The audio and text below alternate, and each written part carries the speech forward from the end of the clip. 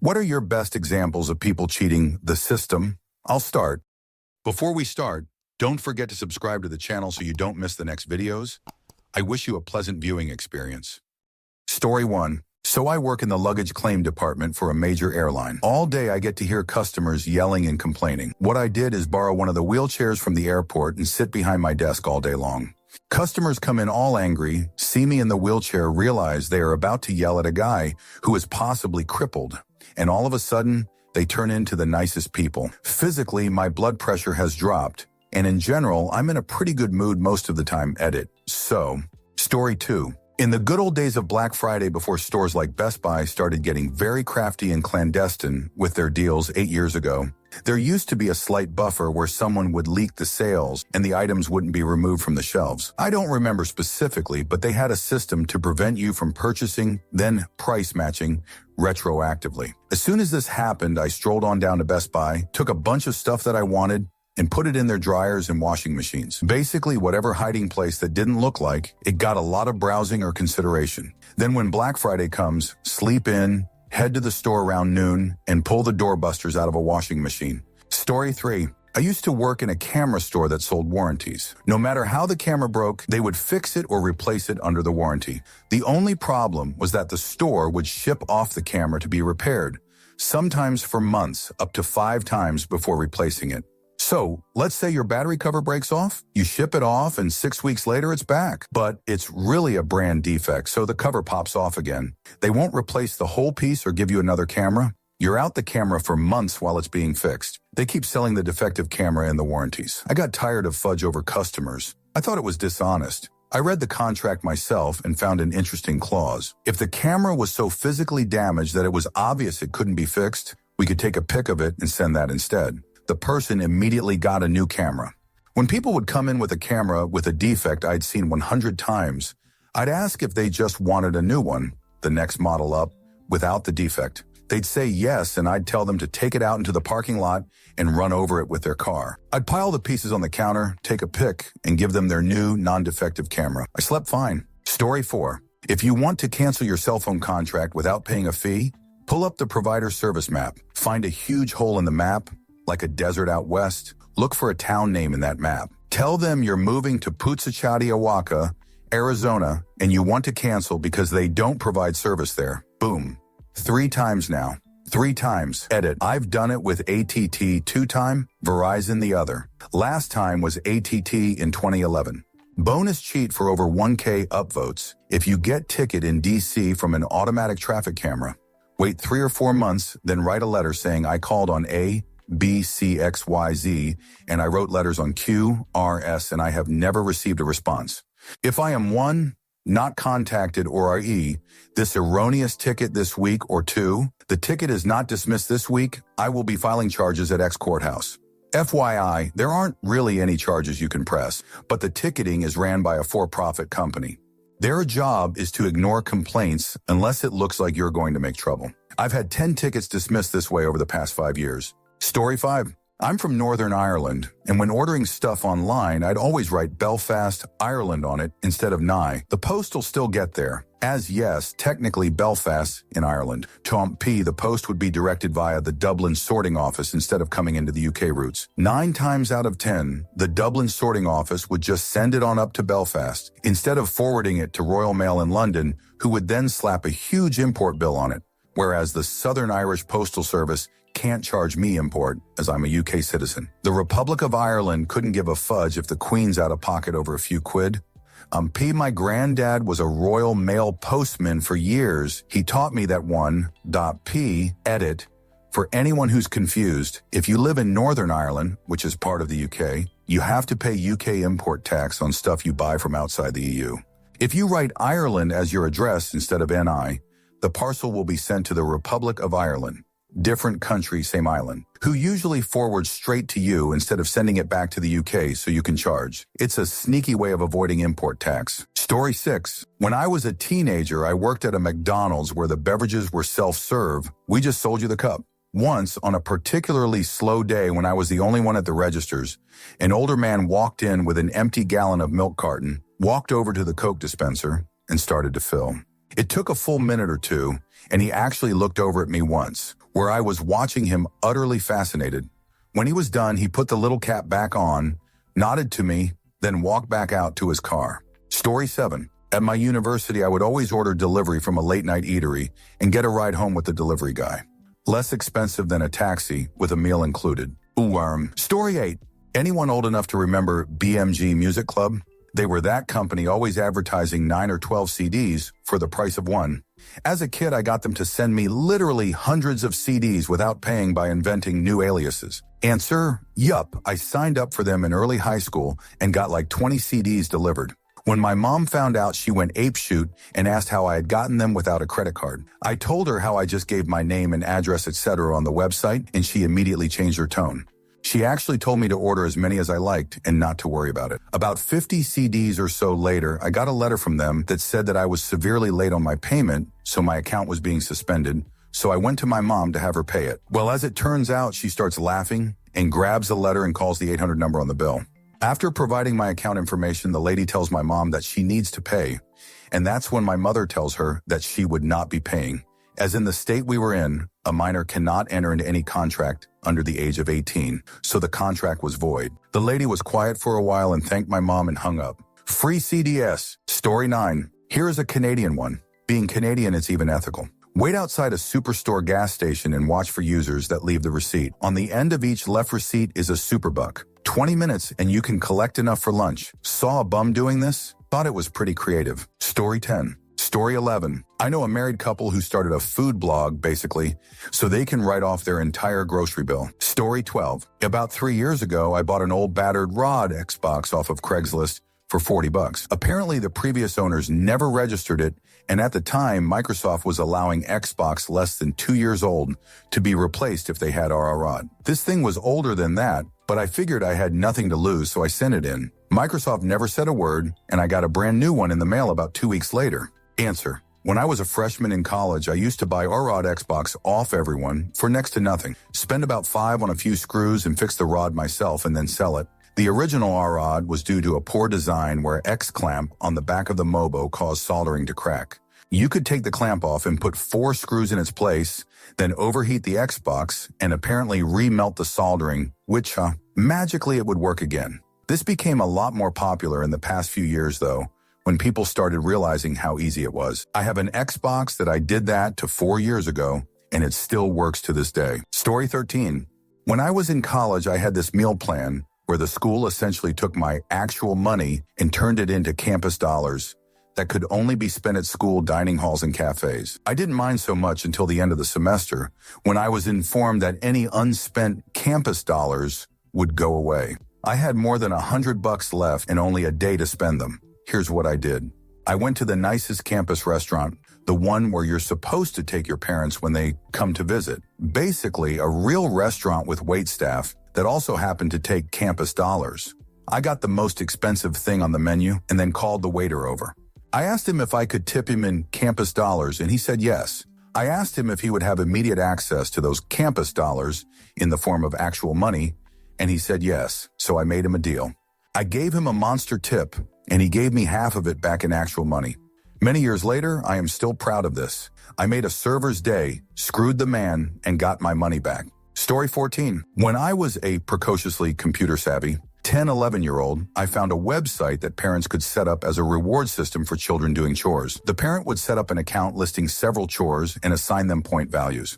The child, after completing these chores, could then use the points to buy various items offered on the website. There was somehow no charge for any of the stuff. So I created 2 email accounts, 2 passwords on the site, and set up a really generous reward system where I got tons of points for doing imaginary chores. I used this to buy a shitload of Pokemon cards that I then played with my grandpa because I didn't actually have any friends. Ninja Edit. If anyone remembers anything about this website, I actually tried to find it again years later and couldn't, probably due to the terrible, unsustainable business model.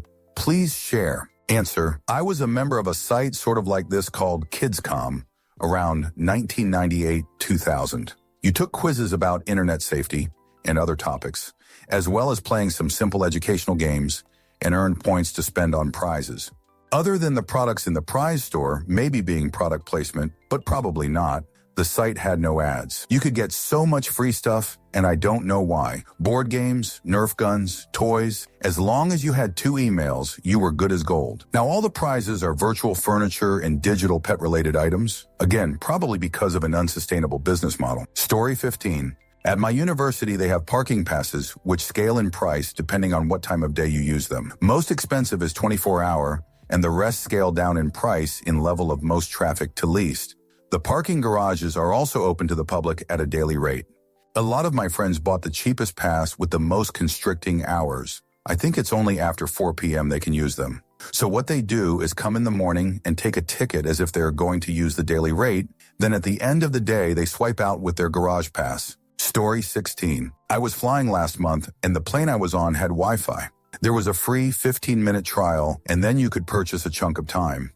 I just kept deleting the cookies on my phone, refreshing, and logging back in. I stayed online for over an hour for free. Story 17. My sister and I were once given questionnaires at an aquarium where you had to scratch off the correct answers to questions that were hidden around the complex. If you got them all right, you won a prize. I figured that I could just scratch off all the answers on one sheet and then just do the correct answers on the other and hand that in. Perfect score.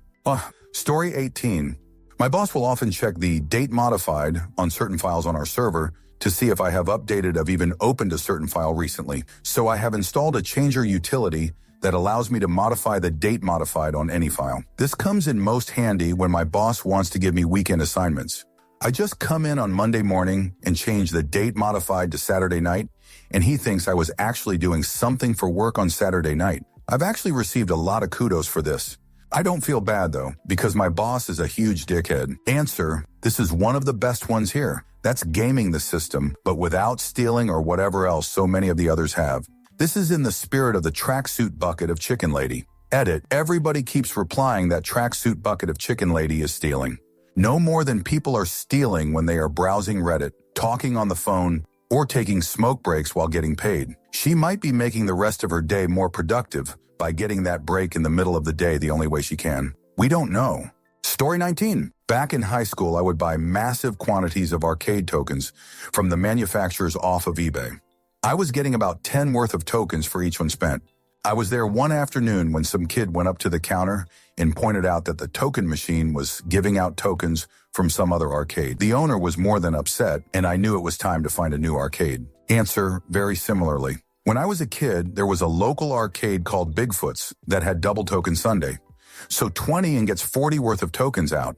It just so happens those tokens are the same size weight as the ones at the super huge arcade called Grand Prix Racerama, which always had the latest and greatest games. Bigfoot's got all my money and I spent all the tokens at Grand Prix. Story 20. When I quit a job over a decade ago, my jerk of a boss forgot to submit my termination form. I kept getting paid for over 3 months, and I was a manager making pretty good coin. I knew they'd eventually catch it, and I thought they'd ask for the money back. So I banked every check and didn't spend a cent. So the paychecks eventually stopped after 3 months, and I waited for the call or letter asking for the money. It never came. 2 years later, I used the money to buy my hot tub. Now my jerk gets massaged by bubbling water thanks to my incompetent ex-boss. Edit: wow. Didn't expect this response to this post. Here's links to a pic of my ill-gotten hot tub. OP trying to deliver. Hope one of these links works. I suck at posting this stuff to Reddit. Or Story 21. The college I commuted to didn't have enough parking for the commuters, but roughly 10 times what it needed for the residents. One day I was forced to park in the resident parking and got a ticket. Every day I had to park there, I'd slip the ticket under my windshield wiper and walk on into class. The cars around me would get tickets, but they'd just leave the old one on my windshield figuring they already got me. Never even paid it. Worcester State did a horrible job of enforcing parking fines 10 years ago. Answer: I did this at my school. I put the ticket under my windshield, and for the first time or so it worked. Then I started getting tickets again. One day I sat outside, when I parked legally, and watched the parking guys do their thing. Turns out they marked the tires of the newly ticketed with chalk. It's genius, really. Who looks at their tires? So then I noted the rotation of colors they used and bought my own chalk. Story 22. I used to be a member of NY Sports Club. It is a semi-expensive gym here. At the time, if you forgot your ID card, you could just tell the person behind the desk your number. I always forgot. After a while, I noticed I was transposing 2 numbers in my ID and they were still letting me in. I canceled my membership and had free all-access gym membership for 3 years. Answer: I did this at a local racket club for a while. The very first time, I walked in like I knew the people behind the desk. I waved and said a very friendly hello, like I was happy to be seeing them again. There was a guy and a girl working the desk, and they both smiled and waved back as I walked in without paying or showing an ID card. Perhaps each thought I knew the other? I did this on Monday nights for several months, and it worked every time. After a while, they did recognize me, and the smiles and hellos became genuine. Story 23. My coworker would leave at 4 p.m. to go to the bathroom, leaving the office light on, his chair at an angle, and the computer on, no power save. He would disappear until 9 a.m. the next morning. Boss never figured it out. Story 24. When buying a new car, instead of going to a showroom and haggling with them, go to cars.com, find dealers around you. Ask them for quotes over email. Once they send you quotes over email, edit the price mentioned in the email and forward it to some other dealer. The other dealer will reduce his price below this. Edit that email to reduce the price and send it to the first dealer. Keep doing it. Got 24,000 car for 17,000, all taxes included. Story 25. Old job gave us smoke breaks, but no 15-minute breaks for non-smokers.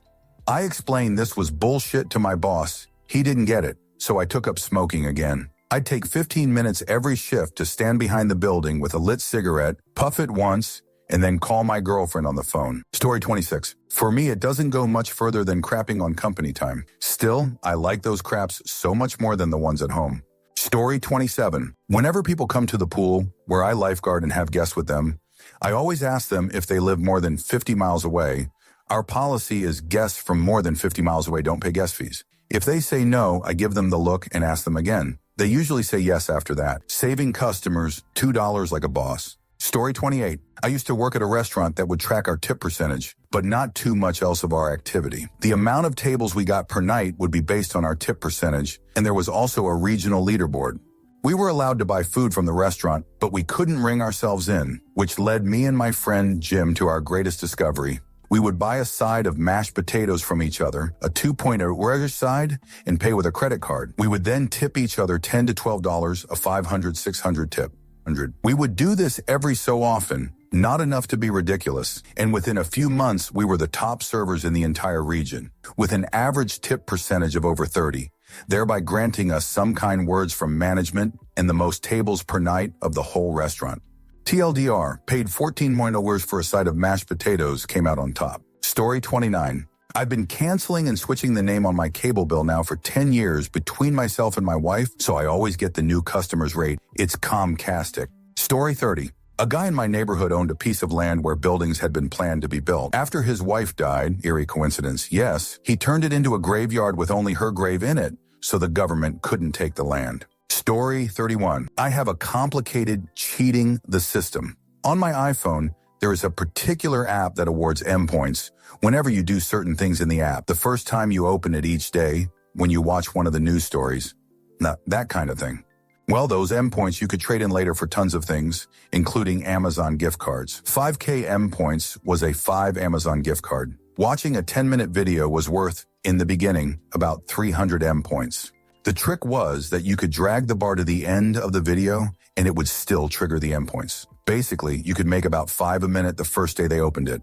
My buddy and I stayed up super late that night and made several $100s in Amazon gift cards that night, which were just a coupon code you attached to your Amazon account. The next morning, they reduced the value from 300 to something like 100 points.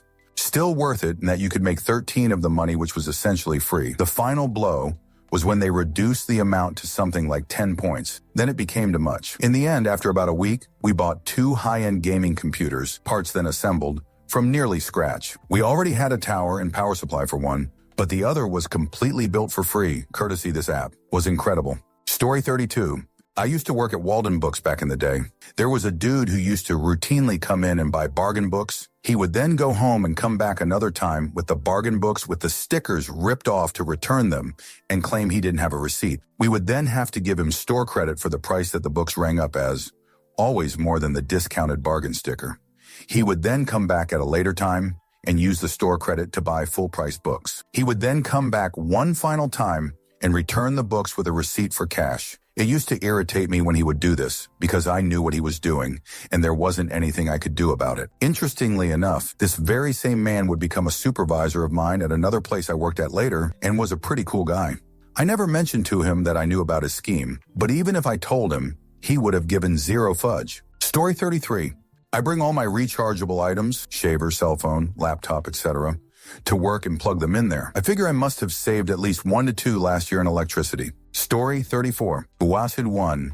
Get a credit card with free miles for every purchase. 2. Buy gold. $1 coins in bulk from the U.S. Mint. Free shipping. 3. Use the dollar coins to pay off your credit card. 4. Profit. Pretty sure it doesn't work anymore. But yeah. Story 35. I do this thing where you buy the ticket for one movie and then nonchalantly walk into the theaters for other movies within the theater after the first movie finishes. I believe the technical term for this is movie hopping. Answer. And while you're at it, buy a children's ticket from the automated ticketing kiosk instead of an adult ticket. About 4 less here. When they're looking at the ticket to tear it, they're only looking for the theater number, so they can tell you number 8 to the right. I've been doing this for more than a decade and have never been asked about it. Story 36. Old lady 80s at my college bookstore walked in the back with a bag, placed 2 books in her bag, and then I watched walk to the front as she sold them back to the bookstore. I wanted to say something, but was too impressed. Story 37. In Norway, almost every store have a 3 weeks free return policy. So when I had a movie project at school, I bought a camera for about $700 only to return it when I was finished. Edit. Another story, but not me.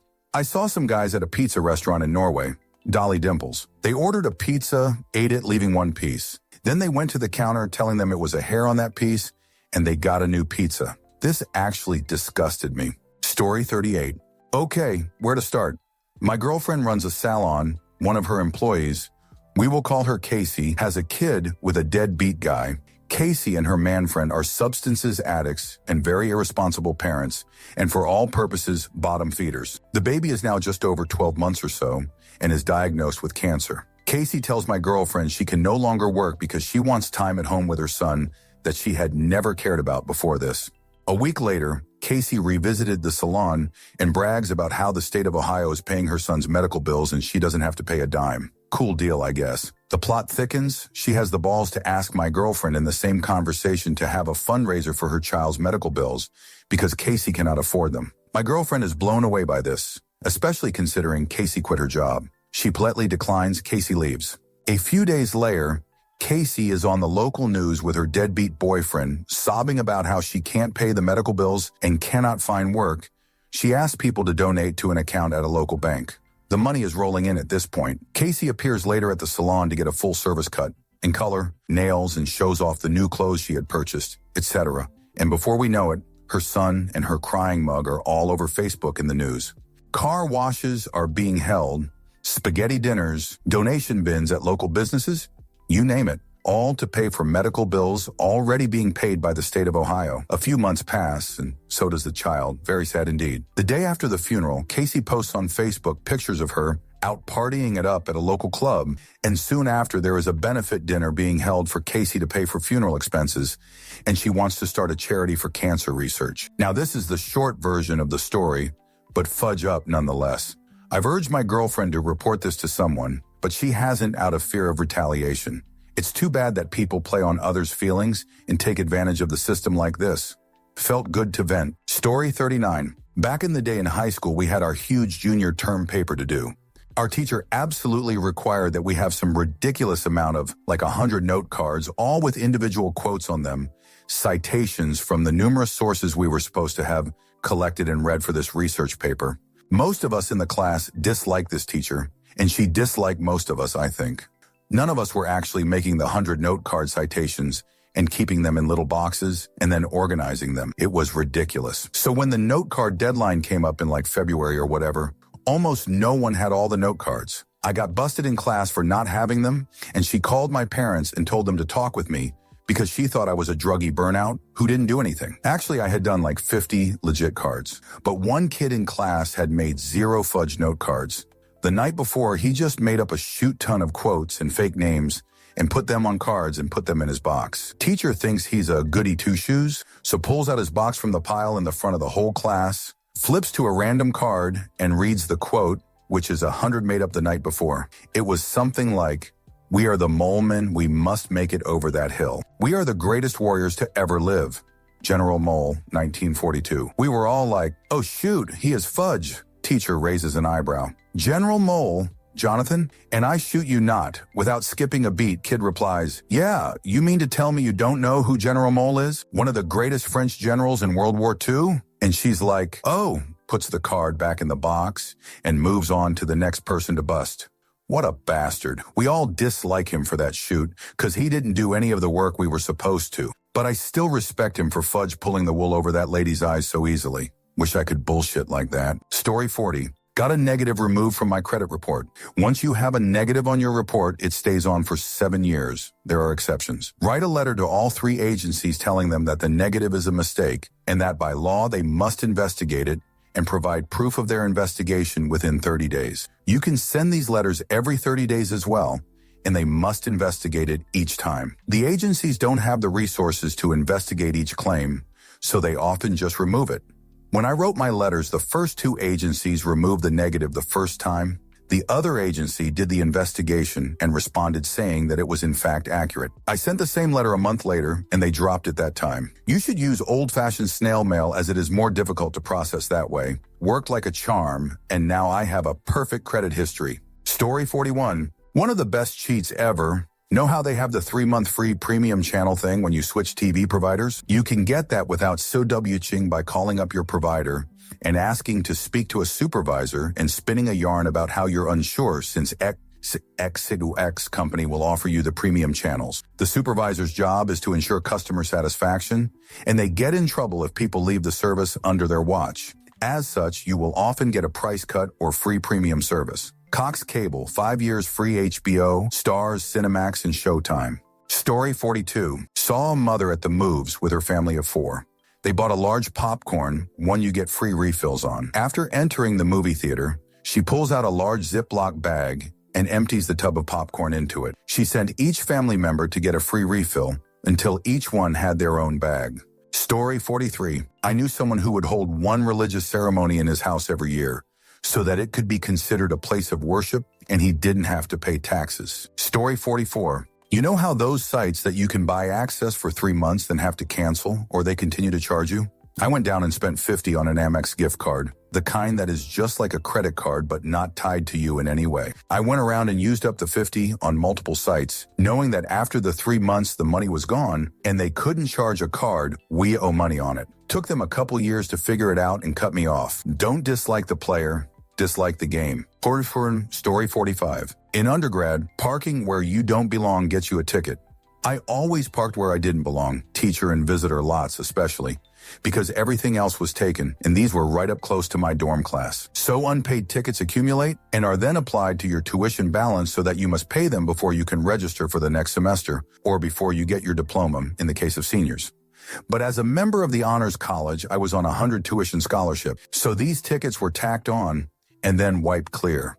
They caught on about halfway through junior year, but by then I had literally wallpapered an entire wall of my room with over 2,000 worth of blue parking tickets. I think I still have a huge stack of them and can edit this comment with a picture of them if there's interest. TLDR, college parking tickets were added to my tuition, which was covered by scholarship, so I parked wherever the hell I wanted. Story 46. When I went on a cruise, when we stopped in Mexico and drove through a small town, I noticed every single building had these metal poles sticking through the roof along where the walls on the first floor were. I asked a local guy why this was, and he said it was because if you kept them there, they didn't have to pay taxes for it, seeing as it was still under construction. Edit.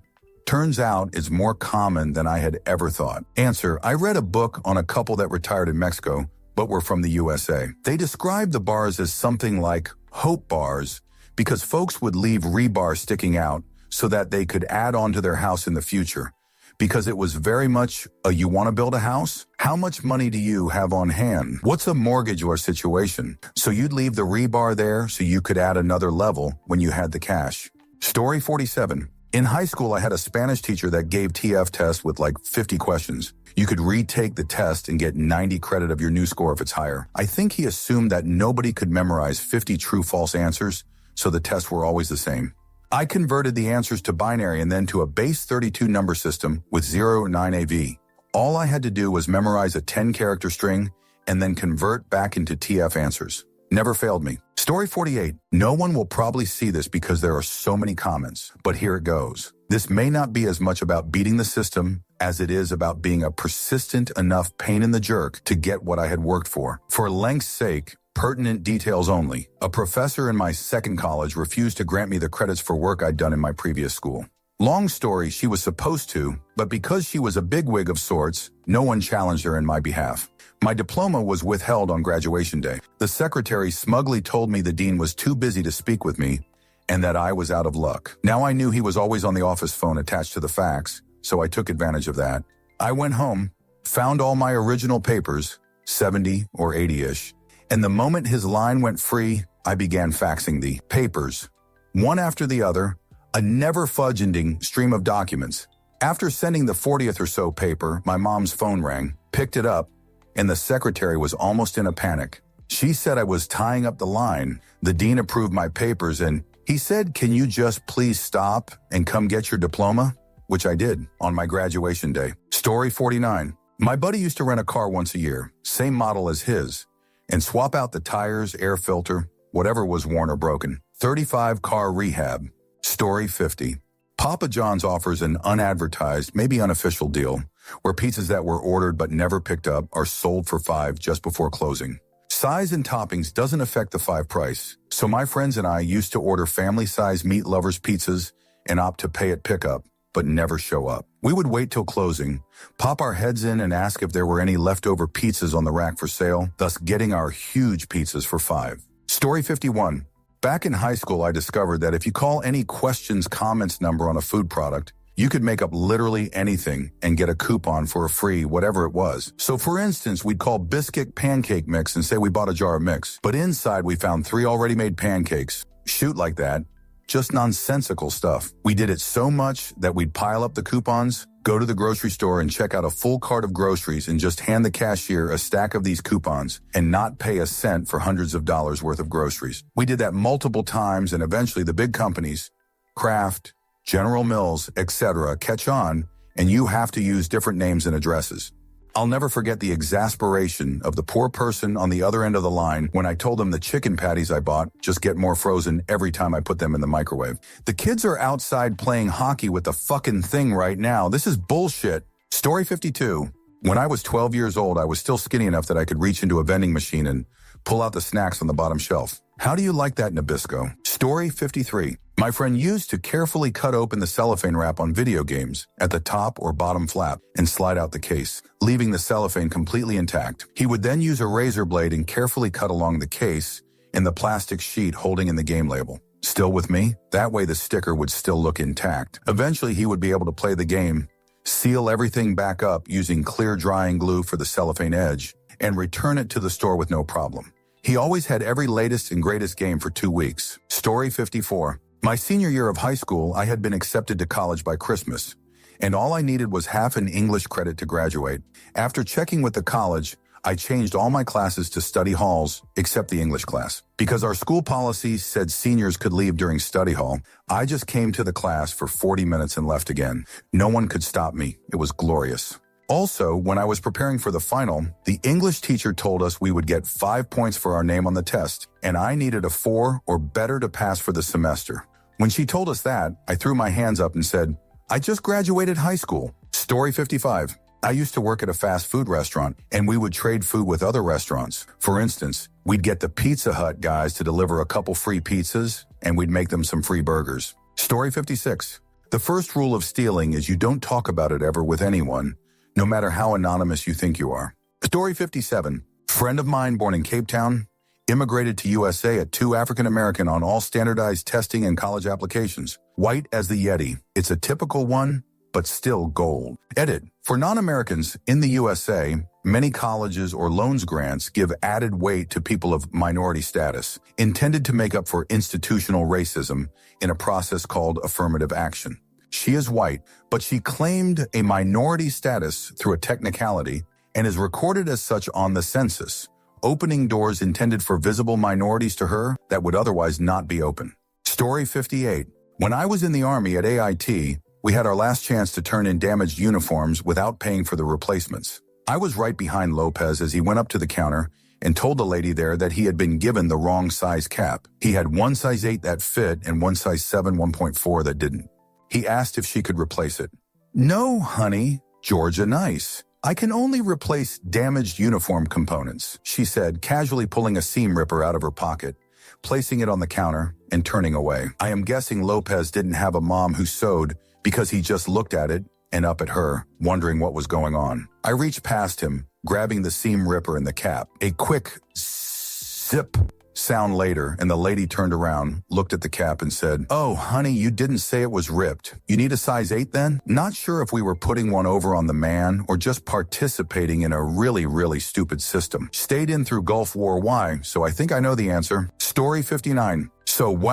Back in the day, I bought an Xbox 360 on launch day. I was a student and pretty broke, so this purchase cleaned me out. I had to wait in line 24 hours to get one. Fast forward about 12.5 months of super intense use, and my 360 red-ringed or broke. This problem wasn't well known yet, and Microsoft refused to help. What was a broke student still paying off the bill for the original purchase to do? Easy. Withdraw $500 cash from an ATM and purchase a new Xbox 360. Carefully open the box using a hairdryer to bypass the security labels. Same for all the tags on the Xbox itself. Then remove all the guts from the new Xbox and transplant them into my dead one. Then, because I was spiteful, I weighed my broken parts on a kitchen scale and proceeded to hot glue about 23 of a brick into the plastic shell. I sealed the Xbox back up and returned it for cash again.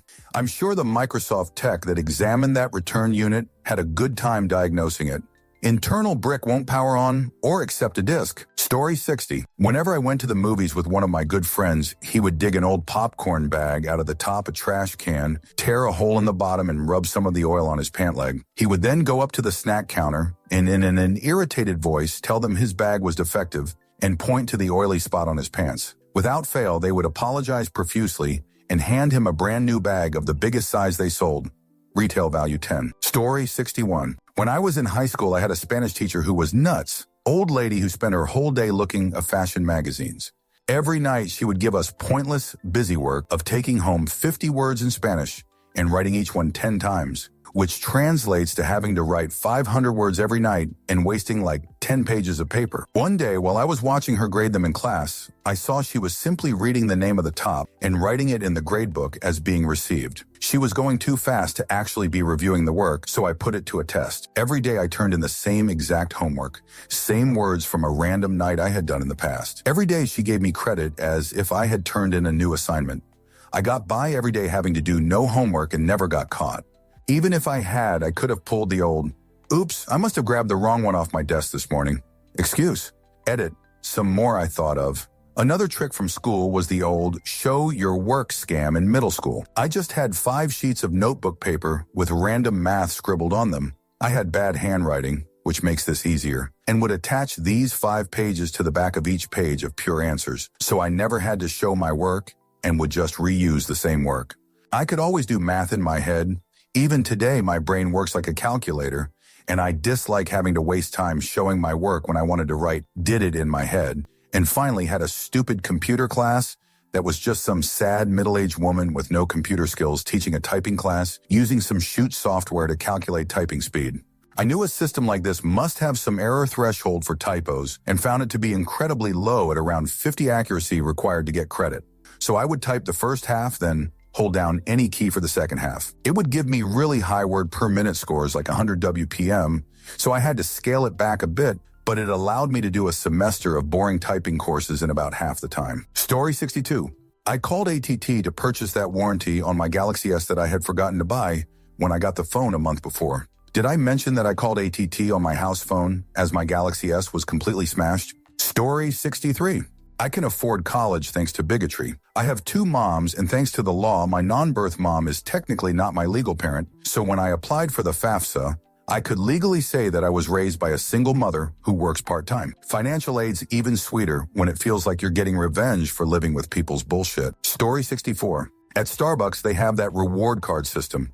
You generate points per transaction, not dollar amount nor quantity of items. I've seen several people hold up the line by ordering multiple drinks and having each one rung up on a separate transaction in order to score more points per visit. It's douchey, but there's nothing the baristas can do but say yes. Story 65.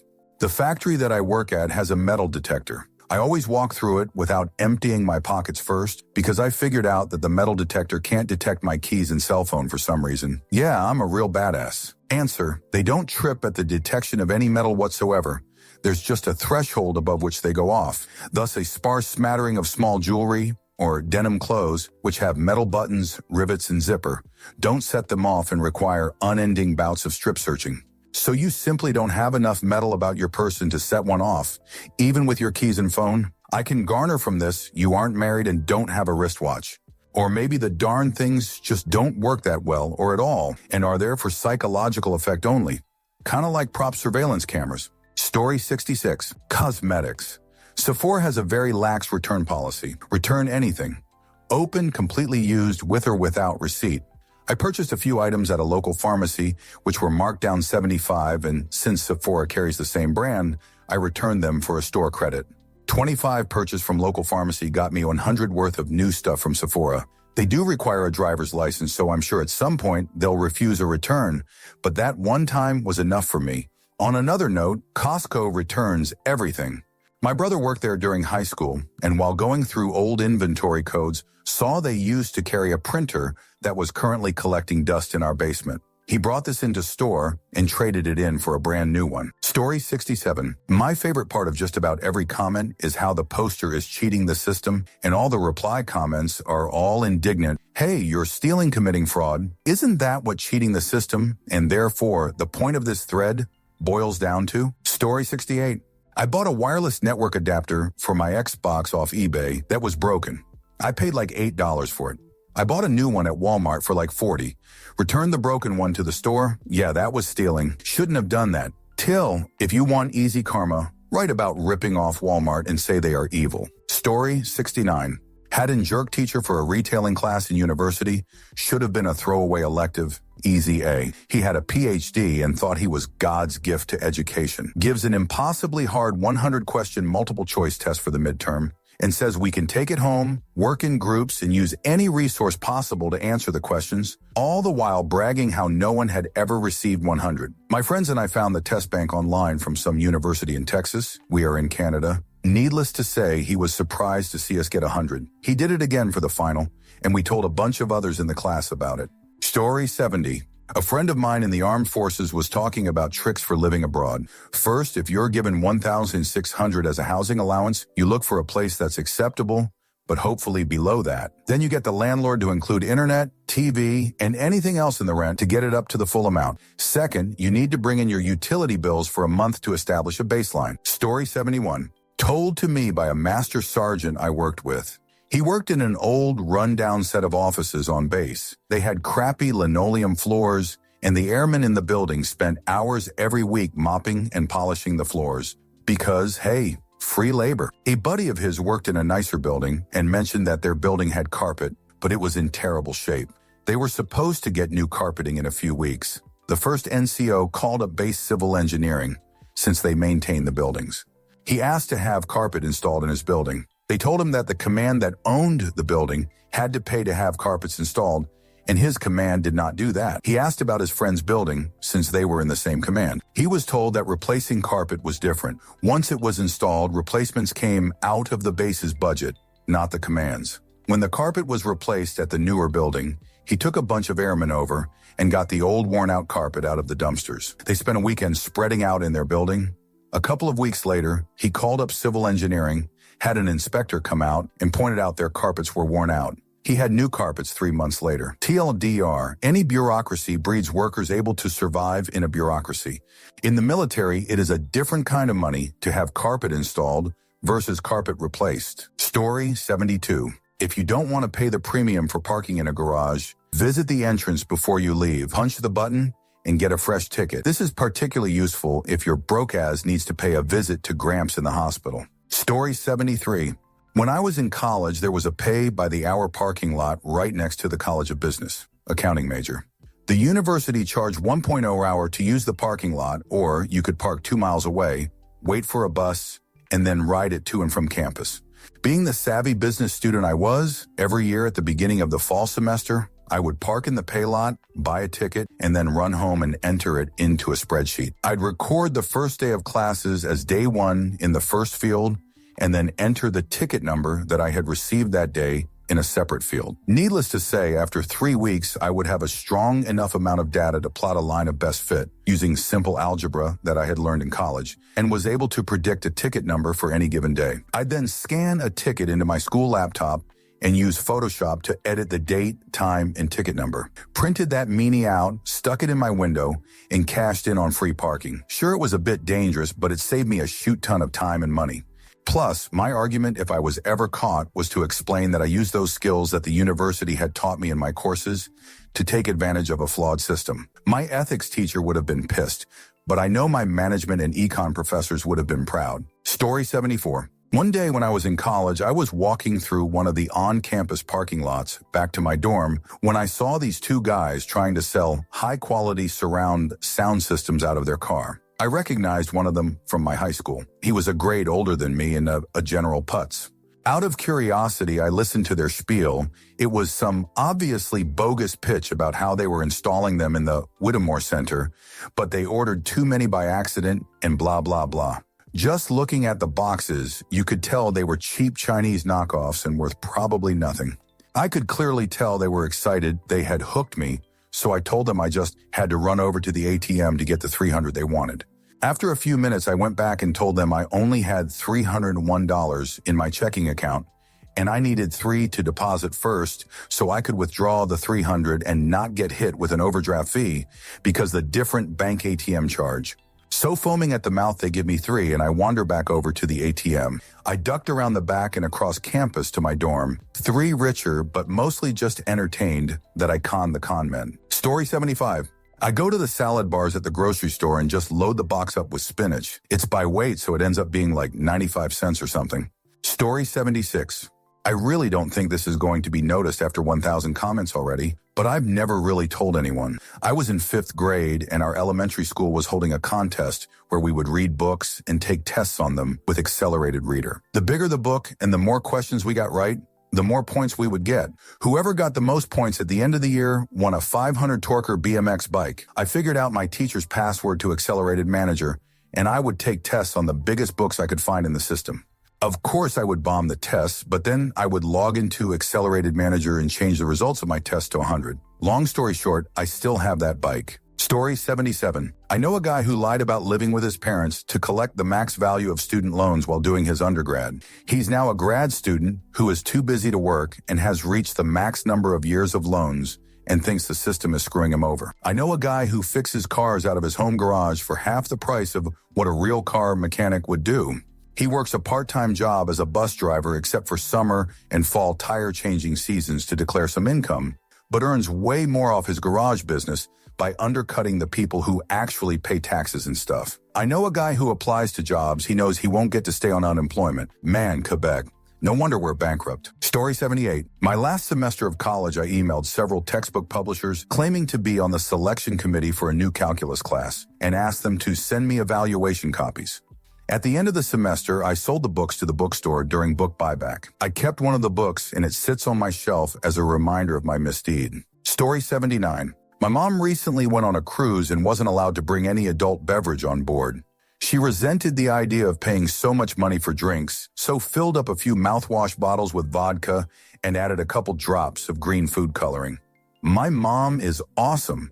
Story 80. I spent about $750 on fabulous costumes for the dancers performing my senior thesis work when I was getting my dance degree. They looked far more polished and professional than anyone else's. Everyone raved about my visual presentation, etc. The costumes were performed in for the week-long concert. No one ever noticed that all the tags were tucked in. I took them back after awards and I regret nothing. Story 81. When I was a kid, I went to an arcade, won a bunch of tickets, went into the bathroom and lightly dampened them. They calculate the number of tickets by weight. Wet tickets, more prizes. More prizes, greater elementary school social status. Win. Story 82. When I was 19-20, I used to get into casinos all the time, even though the legal age was 21. I just showed my military ID when asked for identification, and no one ever questioned me, except for the one time I was with some friends who had no situational awareness and couldn't believe how well it worked. As soon as I turned away from the desk, they loudly exclaimed, "How do you keep getting away with that?" A manager overheard and asked to see my ID again. They actually checked the birth date on it and explained I wouldn't be getting into the casino that night. Story 83. One of my friend's father looked a lot like Ted Turner, and I mean a lot. He travels for his business often and sometimes finds himself in Atlanta, Ted Turner's stomping grounds. One day he has a huge group of clients and goes to a restaurant where his business partner had made a reservation for lunch. The restaurant lost the reservation and told his partner they had no tables free. So he walks to the front of the line and says to the guy, "You mean to tell me I can't get a reservation here?" The guy immediately gets them a table, comps them food and drinks, and has them waited on hand and foot. At the end of the meal, my friend's father pays with a credit card. They come back to him and say, "You're not Ted Turner." He says, "I never said I was." Story 84. Bet365 have an offer whereby you deposit 200 bet it and get 200 free money. You can't withdraw that money, though, until you've played through the deposit and the bonus 3 times. So effectively, you have to deposit 200, bet 200, then bet another 800 if your bet wins. Barely sounds worthwhile. However, by betting, say, 200 on Team A to win on Bet365, then betting a corresponding amount on Betfair for Team A to not win, you roll over the money while it's losing about 15-20 at each stage. Odds are always lower on Bet365, and Betfair take an age of winnings. Anyway, after all that you have, at worst, 150 of free money for about an hour's research, account setting up, and betting. The best part is that I set up a business where I explained this to people and said, I'd do it for them and give them 100. I'd keep anything above that. After doing it for my uni, flatmates who had made enough to buy an iPad, but figured I could do it for friends of friends who hadn't heard about my promise of 100 for 50. I'd make about 100 per person I convince. Most people didn't quite trust the idea. It sounded too good to be true. But by asking enough people to ask their friends, offering a mini incentive for doing so, a friend and I made well over 1,000 between us after the iPad. One time it did go wrong. I placed the bets in play, and a goal was scored, fudge Ronaldo, between the 2 bets.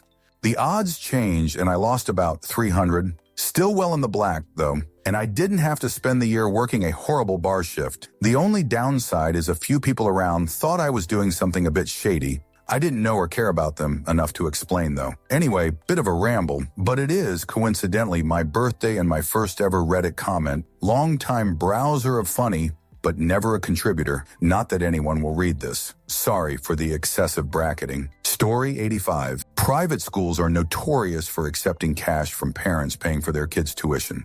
And I'm not talking about monthly. I'm talking about dropping a year's tuition in cash. Wealthy families will do this because the cash is undeclared and would be taxed otherwise. Story 86. When I was younger, adult websites would want me to verify my age. I would enter an age of majority, even though I was not that age. Story 87. I've been getting HBO on demand for 2 years without subscribing. Not sure why, and I'm not going to ask. Story 88. Back in the day, I would go with my family to Atlantic City for weekend gambling junkets. Since I was only 12 or 13, I wasn't allowed in the casinos, so I was usually left up to my own devices. I would either explore all the hotels, arcades, diners, and whatnot, or I was camped out in fairly plush rooms while getting comped room service, thanks to my family's gambling ways. I realized on one trip that I could watch an entire movie without having to pay for it. Basically, the movie would play for 5 or 6 minutes, and then the screen would display a message that you had to click the purchase button to continue viewing the movie. I would flip to another channel for about 20 seconds and flip back, and voila, the next 5 or 6 minutes would play for free. I watched a few movies that weekend. When we were checking out, I glanced at the itemized bill and realized that the movies didn't show up. My hornballed adolescent mind immediately hatched a plan. On the next trip, and many other trips, I was entertained by hours and hours of glorious in-room adult content. No one ever found out. Those systems eventually fixed the bug, but not after I fapped myself raw. TLDR, I watched free adult content. Maids had to clean up piles of jizz. Story 89. I buy children's movie tickets online and then go print them out at the theater machine and save around $3 every time I go to movies. It's not huge, but it's a bit. Story 90. My good friends lived in an old converted warehouse apartment building on the north side of Chicago next to the Brown Line. It had a parking lot for the tenants of the building and the businesses on the first floor. The landlord paid attendants, let's call them parking midgets, to basically guard the lot. If you lived there, you could park there. But for everyone else, it was an exorbitant fee. The parking midgets worked from about 8 a.m. to 9 p.m. Anyone who's driven in Chicago knows that finding parking is generally a nightmarish, beastly experience. Anyway, I'd hang out with my buddies in this building a good deal. Their apartment was nice and big. We'd play music and drink tequila sometimes until 6 in the morning. The way I worked it was, I'd pull into this lot right after the parking midgets had gone home on a Friday night, then leave it there all weekend until they left on Sunday. They never saw me enter the lot and thus could never charge me anything. Eventually, I got lazy and they started recognizing me in my car. These parking midgets began to demand money, to which I'd pull out my empty pockets, perhaps setting free a lone moth. A cat and mouse game persisted for about a month until one day I was walking down the street to go into my friend's apartment. My car was parked in its usual spot. One of these fiendish parking midgets slinked over and stepped in between me and the front door, saying, "You owe me over $200 and you still keep parking here. I know you own that silver Honda and I'm calling the towing company right now." He read off my license plate number. "Fudge you," I said, and I went upstairs. Knowing a tow truck would be pulling in this lot to impound my car, I clambered out the third-story window in my friend's living room and onto a fire escape where I could perch over the parking lot and observe the devilish parking midgets standing their guard. I slowly scaled down the fire escape, which dropped me behind some dumpsters in the far end of the lot. I knew that if I could wait here until a train came by on the Brown Line, I could run to my car and start it without them hearing. A train came within minutes, and I knew it was my chance. I raced to my car, opening the passenger door from a crouch, jumped across to the wheel, and turned the ignition. Keep in mind, these EL trains are very loud, and this one was literally right above this parking lot. Before that train had passed, I'd accelerated past the parking midgets and onto Wells Ave before they knew what hit them, and my car was not towed that day. Story 91. My buddy's parents used to live on some lake in South Carolina. Their county had something where basically, if your house had a driveway, your property taxes were almost double what they were if you didn't have a driveway. So instead of any sort of driveway, you just pulled straight into the yard and parked wherever. Story 92. In Chicago, Illinois, Cook County, cigarette tax is $100. When I lived there, cigarettes were $8 to $10 a pack. I used to buy a 7 train ticket to Highland Park, just over the county line, buy a bunch of cigarettes, then sell them to my friends, neighbors co-workers in the city, for $1 less than market price per pack. The profit margin was still slim, but it was a nice little source of income on the side. And I was incredibly popular with smokers. Story 93. I have a pretty good list of these. 1. I used to get to the front of the line on a certain roller coaster at a theme park where I live.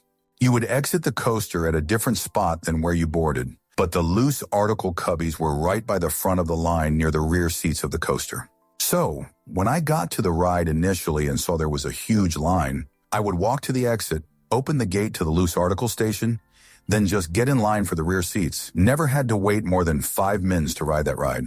2. At my college, there is a 15 hours parking spot in the lot for the building that my major was in. That became my spot. Campus police tried ticketing me one time for it, but I appealed it because the ticket said I was parked in a faculty lot, but I informed them that I was in the 15-min spot and they apologized and tore up the ticket. 3. I noticed that one of the buildings on my campus was vacant on the 3rd floor because they moved all of the offices to another building that had just been remodeled. Had my own bathroom and break room till I graduated. Nothing better than pooping at school and not having to worry about foot traffic. 4. In the same building, I noticed that the stairs went all the way to the roof. The only thing keeping people from walking out on the roof was a padlock that needed a key to be unlocked. So I went and bought my own padlock that came with a key and cut the existing one off with some bolt cutters and put my own lock on the door. I had rooftop access. I even took some folding chairs up there, and every now and then, my friend and I would take a couple 6-packs with us and sit on the roof for a few hours in the evening. It was easy and quick to get up to the roof because the elevator was right by the side entrance of the building, and it led off right beside the rooftop. Thank you for watching the video all the way to the end. If you'd like to see more content like this, you might be interested to know that I've created another channel with a similar theme, especially for those of you who enjoy what I do. I'll leave a link in the description, and I hope to see you there. Take care.